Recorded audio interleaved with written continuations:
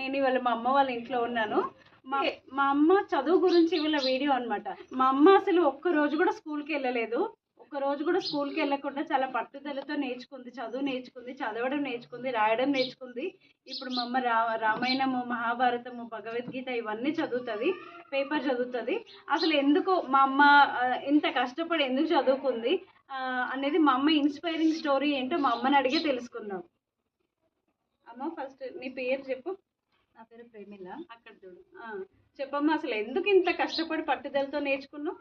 నాకు చిన్నప్పటి నుండి చదువు అంటే చాలా ఇష్టం. కానీ మా వాళ్ళు వ్యవసాయం చేసుకుంటారు కదా, అక్కడ ఎవరు వెనకడికి ఎవరు చదివిపోయలేరు కాబట్టి నన్ను కూడా చదివిపోయలేరు. కానీ అయితే నాలో పట్టుదల ఎందుకంటే నేను చదువుకోవాలి, నేను ఒకరిని అడగొద్దు, అక్కడ బస్ ఎక్కడ పోతుంది, ఈ బస్ ఎక్కడ పోతుంది అని అడగొద్దు, నేను చదువుకోవాలన్న పట్టుదల నాకు. అంటే బస్ స్టాప్ లో నిలబడి బస్ ఎక్కడ పోతుంది అక్కడ పోతుంది అని వేరే వాళ్ళని అడగాల్సి అడిగితే నాకు ఇది చిన్నతనంగా అయిపోతుంది. అందుకే నేను ఎందుకు చదువుకోవద్దు అని నాలో ఒక కోరిక కలిగింది. అయితే ఏమైందంటే మా బంధువుల ఇంటికి పోయినా నేను. పోతే అక్కడ ఒక చిన్న ఫంక్షన్ పోయినాం. పోతే ఏమైందంటే అక్కడ వాళ్ళు షాపింగ్కి పోయి, షాపింగ్కి పోతే ఏమన్నారంటే నన్ను, ప్రేమిలా నీకు బోర్ కొడుతుంది కదా, ఇక్కడ చదువుకుంటా కూర్చో అని పేపర్ నా ముంగట పెట్టేసి వారు వెళ్ళారు. న్యూస్ పేపర్ చదువు. అప్పుడు నాకు షాక్ అయిపోయినా, ఏంది చదువులేని వల్ల ఇంత చిన్నతనం చూసినావా, నాకు ఈ పేపర్ చదవడం రాదు. కానీ ఆమె ఏంటంటే పేపర్ చదువుకుంటూ కూర్చో అని వెళ్ళిపోయింది. అని అప్పటి నుంచి నాకు చాలా పట్టుదల ఇంకెక్కువ పెరిగిపోయింది. చాలా అవమానపడ్డావు వాళ్ళ ముందట. ఎందుకంటే అయితే నాకు అప్పటి నుండి నేను చదువుకోవాలి, నేను ఎందుకు చదువుకోవద్దు అని చెప్పి ఆ పట్టుదలతోటి అప్పుడే వెంకటేశ్వర స్వామికి మొక్కుకున్నా. ఏమని మొక్కుకున్నా అంటే, నాకు చదువు వస్తే గుండు కొట్టించుకుంటా దేవుడా, దేవునికి తలనీళ్ళు ఇస్తాను మొక్కుకున్నా. వెంకటేశ్వర స్వామికి మొక్కుకున్నా. అప్పటి నుండి పట్టుదల, పిల్లలు స్కూల్ పోయేటప్పుడు నాకు ఇది పెట్టింది అది పెట్టింది అని అడగడము, అది నేర్చుకోవడము. అప్పట్లో ఏంటంటే వయోజన విద్య అని ఊళ్ళల్లో పెట్టినారు కదా. అవును, నైట్ స్కూల్. అయితే ఒక 15 రోజులు పోయినా. 15 రోజులు పోయిన తర్వాత ఏదో కారణాల వల్ల అది ఆగిపోయింది. ఆగిపోతే ఏంటంటే ఆ బుక్కులు నేను తెచ్చుకున్నా, అందరు తీసుకోలేదు. ఆ బుక్కులు నేను తీసుకొని ఇంట్లో ఇదేంది అదేంది పిల్లల్ని అడగడము, అట్లా నేర్చుకొని నేను ఆ బుక్ చదవగలిగిన. అట్లా అట్లా అట్లా అట్లా అంటే ఎందుకంటే నాకు కోరిక ఏంటంటే, నాకు దేవుళ్ళ బుక్కులు మంచి మంచి చదవాలి, రామాయణం చదవాలి, రామాయణం రాయాలి, ఈ కోరిక నాకు ఎక్కువ ఉండేది. అయితే ఏమైందంటే అట్లా అట్లా బాధపడుతుంటే నాకు అక్షరాలు తెలియకపోతుండే. అట్లా ఇది అన్ని ఆహాలు కానీ కాకుంటాలు అవి ఇవి నేర్చుకొని అది ఎట్లా తెలుసా, మేము చిన్నగా ఉన్నప్పుడు నేను రాసేది, మేము హోంవర్క్ ఇచ్చిపోయేటోళ్ళము.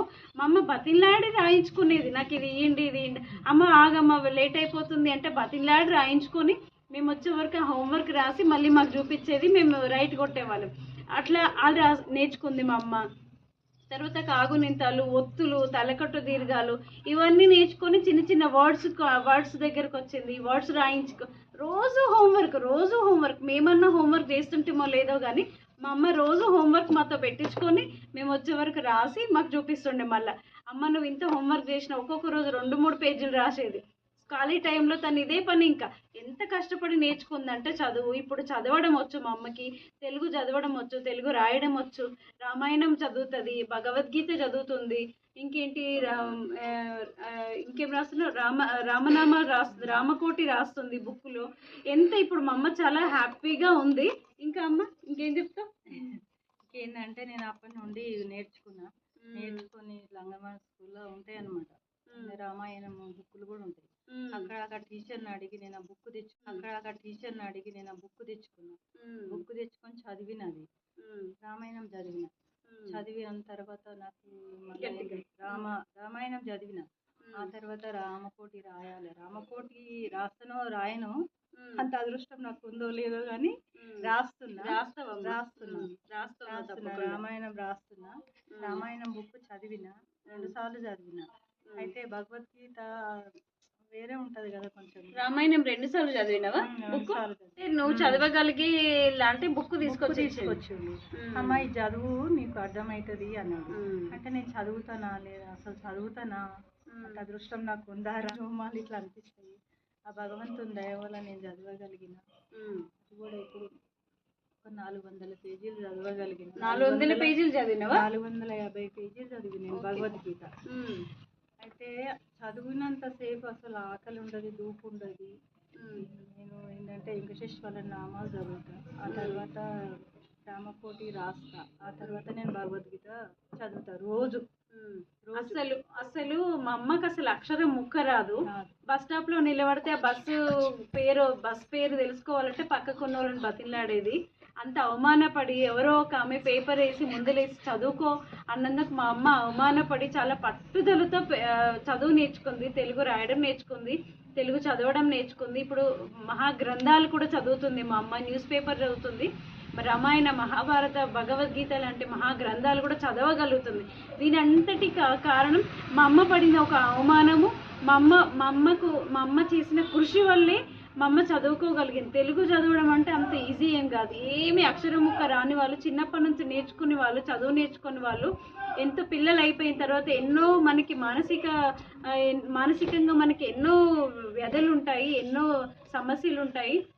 అన్ని సమస్యల్లో కూడా మేము స్కూల్కి వెళ్ళిన తర్వాత ఆమె పుస్తక పఠనము, ఆమె అక్షరాభ్యాసం, ఆమె చదువుకోవడం, ఆమె కష్టం ఆమె పడి ఇప్పుడు చదవడం రాయడం నేర్చుకొని మహాగ్రంథాలు కూడా మహాకావ్యాలు అన్నీ చదవగలుగుతుంది. దీనికి అంతటికీ కారణం మా అమ్మ చేసిన కృషి, మా అమ్మ పట్టుదల ఇదంతా. దీనివల్ల నేను చదవడం రాయడం నేర్చుకుంటే స్వామి నీ కొండకొచ్చి నీకు తలనీలాలు ఇస్తా అని చెప్పి మా అమ్మ మొక్కుకొని ఫస్ట్ టైం తలనీలాలు ఇస్తుంటే నువ్వు చదువుకోవడానికి మొక్కినవా అని చెప్పి చాలా ఆశ్చర్యపోయినారు అందరు. తెలిసిన వాళ్ళు ఇట్లా చెప్తే చాలా ఆశ్చర్యపోయి చాలా గ్రేట్ చేసినారు మా అమ్మని. నిజంగా మా అమ్మ చాలా గ్రేట్. ఇది ఇంత పెద్ద వయసులో అంత పట్టుదలతో చదువు నేర్చుకోవాలంటే చిన్న విషయం అయితే కాదు. అందరికీ తెలియాలి ఇలా కూడా ఉంటారు. ఇంత కష్టపడి, ఇంత అవమానపడి పట్టుదలతో విద్యాభ్యాసం నేర్చుకొని, చదువు నేర్చుకొని పుస్తక పఠనం చేస్తుంది మా అమ్మ. చాలా ఇన్స్పైరింగ్ మనందరికీ. మా అమ్మ చాలా ఇన్స్పైరింగ్ అని చెప్పి నేను చెప్పదలుచుకున్నాను ఈ వీడియో ద్వారా. అమ్మ ఇంకేమన్నా చెప్తావా?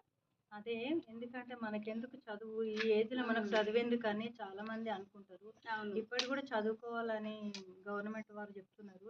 అందుకే మాకు ఈ ఏజ్లో చదువు వస్తుందా ఎందుకు అని అదొక మంచి అవకాశం అనుకోవాలి. అంటే పని అయిపోయిన తర్వాత అన్ని అయిపోయిన తర్వాత రాత్రికి ఒక గంట వెళ్ళి చదువుకోవడానికి ఎంత బాగుంటది అందరూ. అదే నా కోరిక ఏంటంటే ఇంకా మనం చదువుకోవాలి. మనం ఎందుకు చదువుకోవద్దు? గవర్నమెంట్ ఇంత అవకాశం ఇచ్చినప్పుడు మనం ఎందుకు వదులుకోవాలి? ప్రతి ఒక్కరికి నాకెందుకు వస్తుంది చదువు అని ఎప్పుడు అనుకోవద్దు. కంపల్సరీ మనకు చదువు వస్తుంది. ఆ చదువు వల్లనే మనకు ఎట్లుంటుంది అంటే చదువు రావడం వల్ల మనిషి ఎట్లా అవుతున్నాం అనేది నాకు తెలుసు. ఆ భగవంతుడు అయితే నాకు చదివే అవకాశం ఇచ్చిండు. ఆ భగవంతుడికి శతకోటి ధన్యవాదాలు, దండాలు కూడా పెడుతుంది. అదే భగవంతుడిని నేను రోజు కోరుకుంటా, భగవంతుడు నాకు చదివే అదృష్టాన్ని నాకు ఇచ్చినావని నేను చాలా సంతోషపడతాను. ఇంకోటి ఏంటంటే మన ఇంట్లో పెద్దవాళ్ళు ఉంటారు, పిల్లలు అట్లా వదిలేయకుండా ఆ పెద్దవాళ్ళకు కనీసం వాళ్ళ పేరన్న వాళ్ళకి రాయడం నేర్పించాలని చెప్పి నేను కోరుతూ ఈ వీడియో ముగిస్తున్నాను. అందరికీ ధన్యవాదాలు. Thank you.